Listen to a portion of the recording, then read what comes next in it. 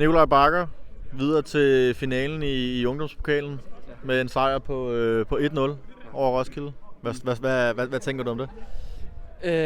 Det er selvfølgelig en fed følelse at kunne vinde en semifinal over et Roskilde-hold, som sådan set gør det fint.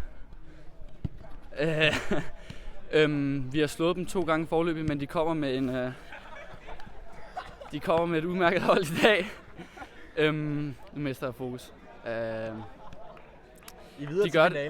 De gør det fint, de gør det godt. Vi slår dem stadig 1-0. Vi får et dumt gult kort, som der gør, at vi bliver lidt presset, men vi knokler hjem, så alt i alt er det super fedt og dejligt, og en pissefed følelse, selvom benene er lidt tunge og trætte nu. Det var 1-0, og så var der ikke så meget mere at komme efter på den front, men alligevel så holder I holder nullet i hvert fald, og er videre, hvor Nordsjælland venter i finalen. Hvad tænker du om Nordsjælland? Deres akademi ser rimelig godt ud, så hvordan skal I angribe den kamp?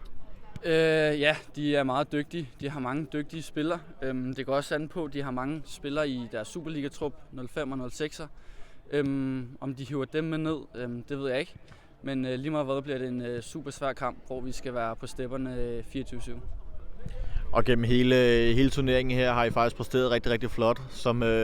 Som anfører og frontmand på holdet, hvad vil du sige til holdkammeraterne efter sådan en præstation, og efter de her kampe, der har bragt jer til finalen?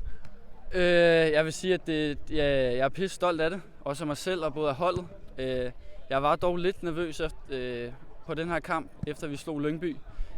Om vi skulle undervurdere Roskilde en smule i forhold til energien og om hår på brystet og sådan. Men jeg synes, vi kommer ud til kampen med god energi og god smad på. Så det er jeg stolt af. Vi glæder os til at følge. Ja, tak.